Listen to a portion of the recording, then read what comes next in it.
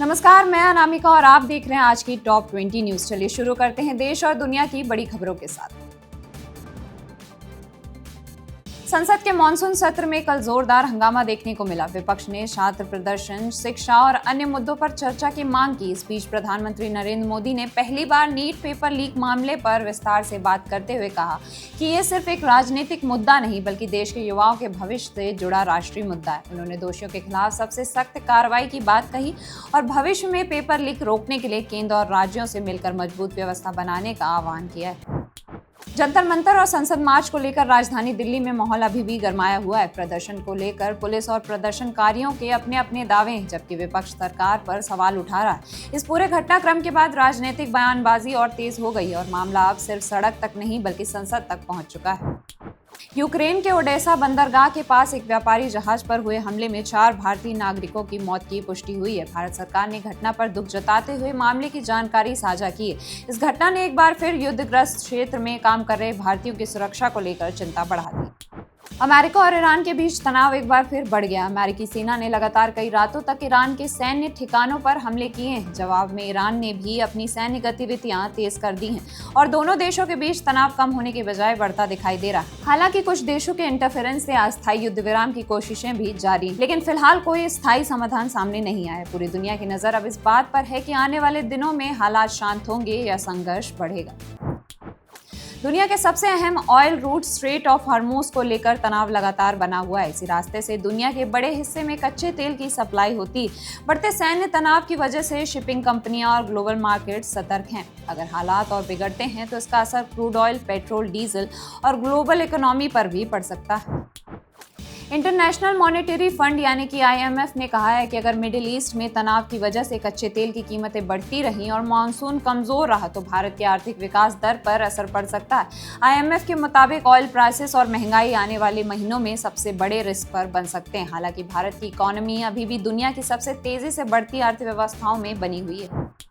इसरो अपने अगले बड़े स्पेस मिशन की तैयारियों में जुटा हुआ है। वैज्ञानिकों के मुताबिक आने वाले महीनों में कई अहम मिशन लॉन्च किए जाएंगे, जिसमें सैटेलाइट टेक्नोलॉजी और स्पेस रिसर्च पर खास फोकस रहेगा। कल शेयर बाजार लगातार दूसरे दिन लाल निशान में बंद हुआ। सेंसेक्स करीब 238 अंक फिसल कर 77,470 के आसपास बंद हुआ, जबकि निफ्टी 24,200 के स्तर से नीचे बंद हुआ। मार्केट पर मिडिल ईस्ट तनाव, क्रूड ऑयल की कीमतें और बैंकिंग शेयरों में बिकावली का असर देखने को मिला। हालांकि कुछ सेक्टर्स में खरीदारी भी रही, लेकिन ओवरऑल मार्केट का सेंटीमेंट कमजोर बना रहा। अब निवेशकों की नजर आने वाले कॉर्पोरेट रिजल्ट्स और ग्लोबल अपडेट्स पर रही। अगर आप आज सोना खरीदने की सोच रहे हैं तो एक्सपर्ट्स का मानना है कि आज 24 कैरेट सोने के दाम में लगभग 200 से 600 प्रति 10 ग्राम तक का उतार चढ़ाव देखने को मिल सकता है। अगर मिडिल ईस्ट में तनाव बढ़ता है या डॉलर कमजोर पड़ता है तो सोना थोड़ा और महंगा हो सकता है। वहीं अगर डॉलर मजबूत रहता है तो कीमतें स्थिर भी रह सकती हैं। इसलिए खरीदारी से पहले अपने शेयर का लेटेस्ट रेट जरूर चेक करें। अगर आप आज पेट्रोल या डीजल भरवाने की सोच रहे हैं तो फिलहाल राहत की खबर है। एक्सपर्ट्स के मुताबिक 22 जुलाई को पेट्रोल और डीजल के दाम में किसी बड़े बदलाव की उम्मीद नहीं है। हालांकि मिडिल ईस्ट में जारी तनाव और क्रूड ऑयल की कीमतों पर लगातार नजर बनी हुई है। अगर अंतर्राष्ट्रीय बाजार में कोई बड़ा घटनाक्रम होता है तभी आने वाले दिनों में कीमतों पर असर पड़ सकता है। इंजीनियरिंग छात्रों के लिए बड़ी खबर सामने आई है। गेट 2027 में पहली बार रोबोटिक्स एंड इंटेलिजेंट सिस्टम विषय को शामिल किया जाएगा। IIT मद्रास का कहना है कि AI, ऑटोमेशन और रोबोटिक्स की बढ़ती मांग को देखते हुए ये फैसला लिया गया है। छात्रों में इस अपडेट को लेकर काफी उत्साह है। देश में इलेक्ट्रिक व्हीकल्स की बिक्री लगातार बढ़ रही है। सरकार की योजनाओं, बढ़ते चार्जिंग नेटवर्क और पेट्रोल डीजल की लागत को देखते हुए लोग EV की ओर तेजी से बढ़ रहे हैं। ऑटो इंडस्ट्री का मानना है कि आने वाले सालों में EV सेक्टर और तेजी से बढ़ेगा।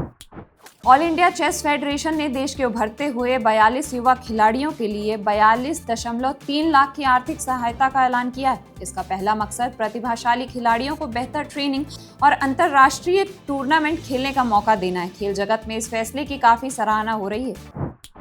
जम्मू कश्मीर में लगातार बारिश और फ्लैश फ्लड की घटनाओं के कारण अमरनाथ यात्रा के कुछ हिस्सों पर असर पड़ा है। प्रशासन हालात पर लगातार नजर बनाए हुए और श्रद्धालु से मौसम की जानकारी लेकर ही यात्रा करने की अपील की है। सुरक्षा और राहत टीमें भी पूरी तरीके से अलर्ट हैं।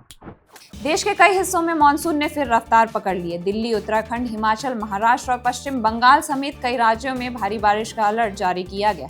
प्रशासन ने लोगों से सावधानी बरतने और जरूरत होने पर ही यात्रा करने की अपील की है।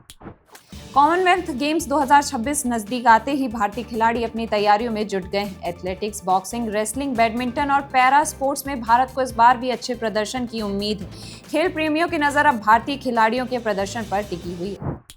हॉकी इंडिया ने 2026 हॉकी वर्ल्ड कप के लिए 20 सदस्यीय भारतीय टीम का ऐलान कर दिया। टीम की कमान एक बार फिर हरमनप्रीत कौर सिंह के हाथों में होगी। फैंस को उम्मीद है कि इस बार भारतीय टीम लंबे समय बाद विश्व कप जीतने का सपना पूरा कर सकती है।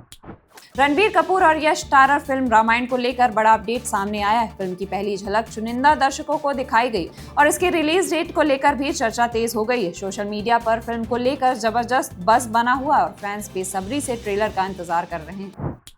अजय देवगन और रितेश देशमुख की फिल्म धमाल 4 बॉक्स ऑफिस पर लगातार अच्छा प्रदर्शन कर रही है। वीकेंड में फिल्म की कमाई में और उछाल देखने को मिला है। फैमिली ऑडियंस का अच्छा रिस्पांस मिलने से फिल्म मजबूत कलेक्शन की ओर बढ़ रही है।